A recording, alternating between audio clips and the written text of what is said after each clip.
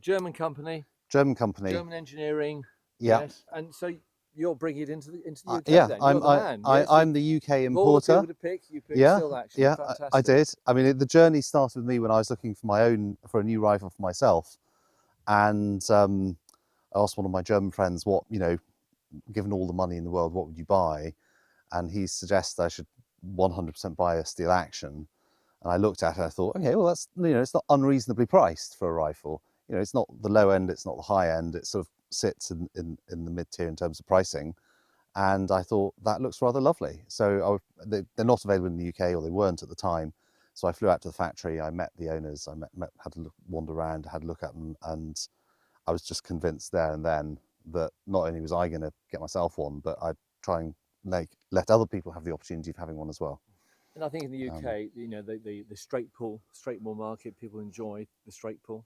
They do. I mean, it's a very simple. I mean, I think people get sort of a bit hooked up. Oh, it's a straight pull, but the reality is, it's a rifle with a with a really substantial bolt head with 3 lugs, and it just so happens it's operated straight backwards and forwards. Yeah. And I'd argue that your bolt head there is a lot better than you get on a lot of chunky turn bolts.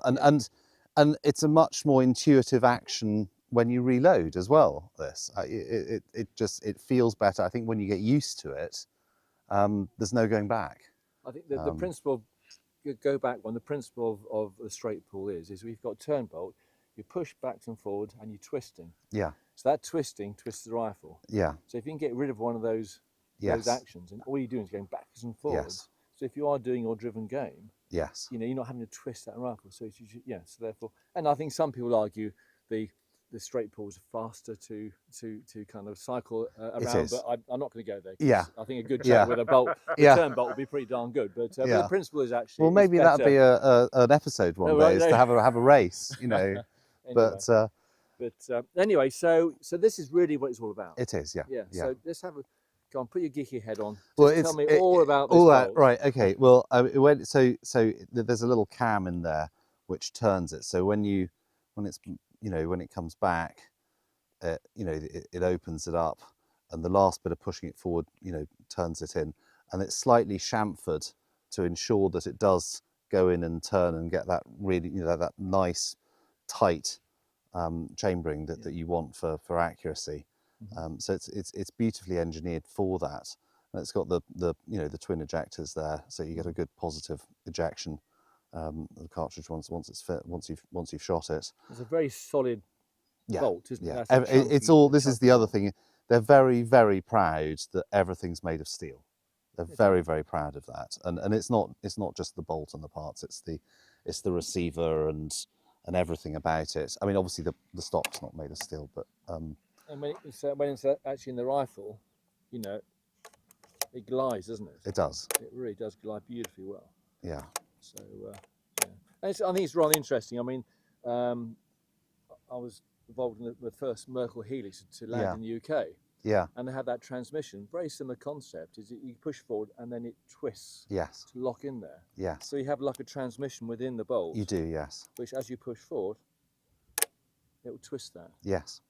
Yeah. So talk me through then. Let's say the cocking system. Yeah. Well, the cocking, the safety system is actually the other bit which I think people like a lot, which is it's a decocker. So. Mm-hmm. When it's in like that, it's in the firing position. So I'll dry fire it. There's nothing in the chamber, and then if you press on that, it comes out, and then by pushing it back in again, you've recocked it, so it will now fire again. But the beauty of it really is that once it's decocked, it's safe. Your firing pin spring has pushed backwards, so it's not sprung inside. You've not got the energy to set the round off. The round is away from the firing pin, so if you drop it, then this is as inert as you can get, really, in a rifle in that situation. And if you're taking a friend stalking, or if you're with someone with this rifle, the other thing that I really like is how obvious it is that it's on safe and it's decocked.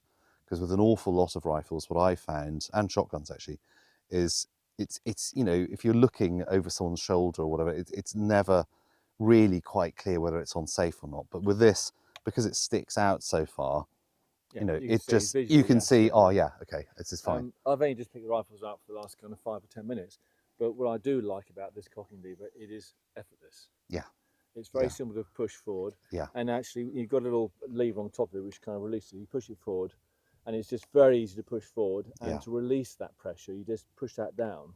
Just in, It's and so it's even, silent as well. yeah, so even with gloves on, it is very, very Yeah, simple, and I said it's effortless.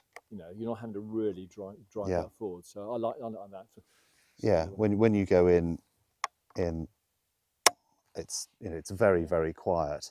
And to release that, and to release it, you just push that top. Yeah, It's got a top little kind of lever on top there, isn't it? Which just takes yeah, the pressure off it. Yeah, interesting. So okay, so that's the mechanics of it. yeah. Got some lovely looking rifles here. Yes. Really lovely looking rifles. So you know, I'm getting quite excited now. Yeah. I'm Well, through one of it, so you know, you can go home now. I'll just leave them all here That's for right. you. Please do. Please Yeah, do. yeah. I mean, All done. rifle stocks, I think, is a very personal thing. We all, you know, how we interact with a rifle is through the stock, and we all like to interact differently. And you know, if you've got big hands, you might want a bigger grip. So this has got quite a big grip on it. Okay. And yeah, I mean, I personally, I like this one. I love it. It's just a, you know, you can wind it in and out depending on how many layers of clothing you've got on, all that sort of stuff. It's you know, for me personally, that's a fabulous stock. But a lot of people say, oh, I don't want a wooden stock. Yes. And there are, you know, there are alternatives. So you've got, where do we start then, Alistair? So we've got you have a standard rifle. yes, Price point three. just under 3,000 for, and that comes with a black stock. This one's got the gorgeous orange, but it does come with green or black inserts. So okay, so we got just under £3,000. Yes. We have one of your rifles here. So and with a green or with a Green or, stock, yeah, it doesn't have to be orange. And then I can see this being very popular. So then from there up, we've got the camo. Yeah, the camo, which has got a more tactile coating on it, which, you know, to me feels absolutely lovely. So this one comes in at it's about 3,200. Okay. And you know, this I think this is a lovely rifle to hold. It's sort of, you know, if in the wet or something, it's grippy.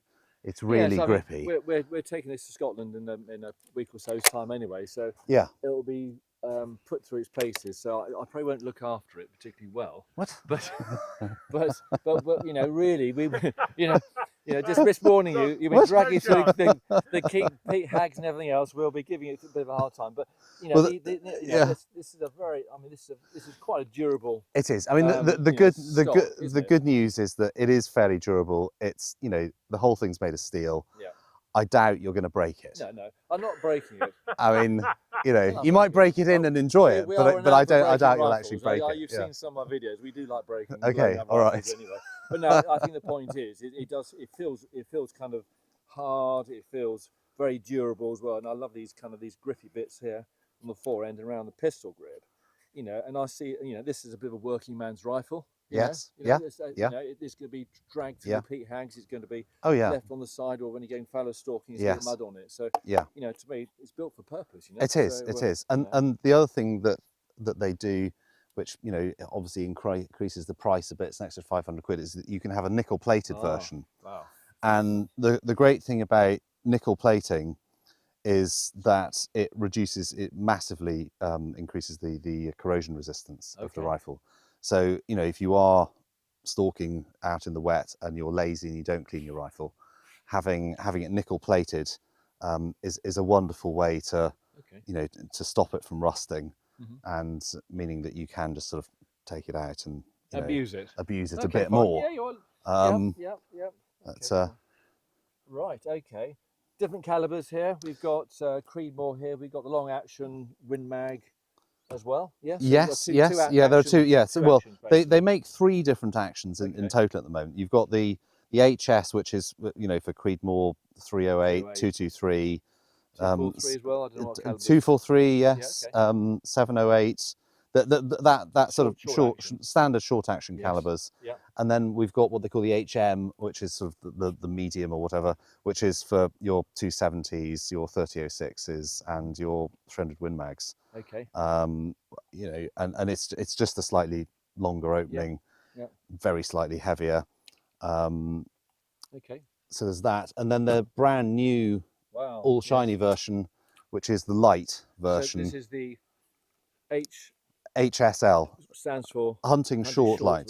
Yes, and this one literally came in on a flight yesterday, so it's sort of not been oiled up or anything. So really, all they've done here, I think I'm right in saying they've reduced the weight by about half a kilo. I think. So pound and a bit. Yeah. And they've just made the action smaller, taken some steel off it, and more of a sporting. Yes, it's a trimmer barrel, isn't it? It's a thinner. It's a 17mm profile rather than the 19mm profile. Okay. So yes, so that's their new HSL. So a real kind of perhaps a mountain rifle, really lightweight. Yeah, it is. I mean, you know, carrying this up of mountains, you know, it's very light. It is light. It's lovely. That's right. And I think that's about 3 kilos. And yes, about in the wood, it's about 3 kilos. Okay, and it's also, I mean, it's incredibly, you know, it's very handleable, pointable. Okay. All right. It's very pointy, isn't it? Yeah. But that's that one. So those are the 3 actions. And this one is that starts at 4,000. 4,000. Okay. And if you want it nickel plated, it's 4,500, roughly 4,500. So we look at the whole range, just below a really good price point, just below £3,000. Yes. For your standard rifle, and you can just work your way up with different stocks and different finishes to everything. Exactly. Else. And you can actually work up to on the top of the range is probably well about 4.5. It's you know it's difficult to get much above that. Okay. Yeah. You know, I think if you get a fluted barrel and nickel plated and the most expensive stock and you can get to about 4,700 or something. Okay. But most people don't really need or want all those things.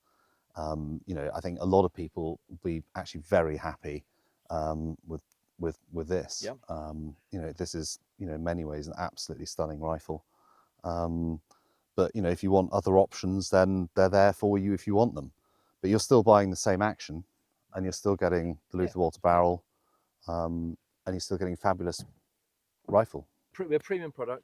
Yeah. Functional, highly functional. Yeah. And it looks really good. And the pricing isn't outrageous. No, you know, it's sort of a good middle pricing.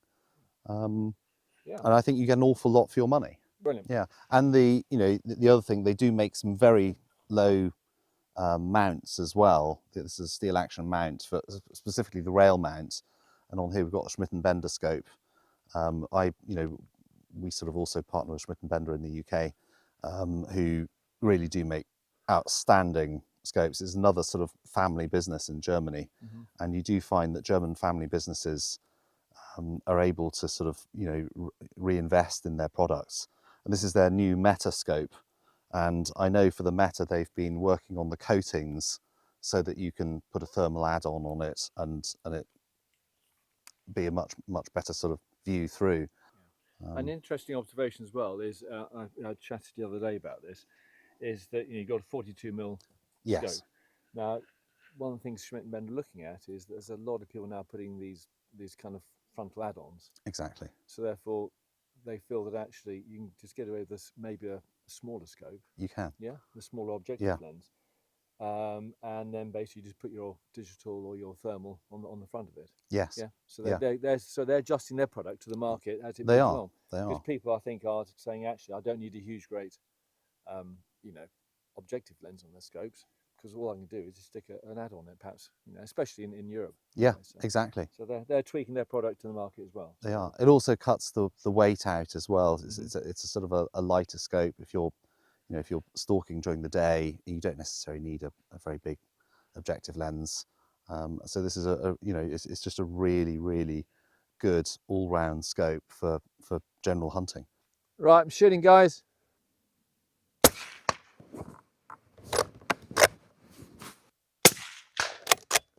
No problem at all. Let's do a row 140 meters away.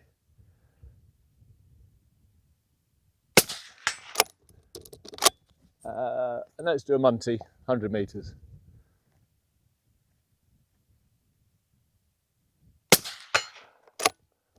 Okay, there you go. You've had a couple of shots. Yeah, a couple of shots, and I must admit, it doesn't always go well. But on this occasion, it's gone very well, which is really quite exciting because very often it doesn't. And we sit there going, what do we say? What do we say in front of the camera? Anyway, 100 metres, we're just taking 2 lots of 3 shots, and it seems like we're kind of thumb job. It's less than, it's like a half-inch MOA. It just feels like a well-engineered rifle. You know, we're talking about one of the more expensive brands, and my expectations are really high with this, and I'm actually really happy. Actually, at the moment, German engineering, functional, it's solid, and most important thing, it shoots straight.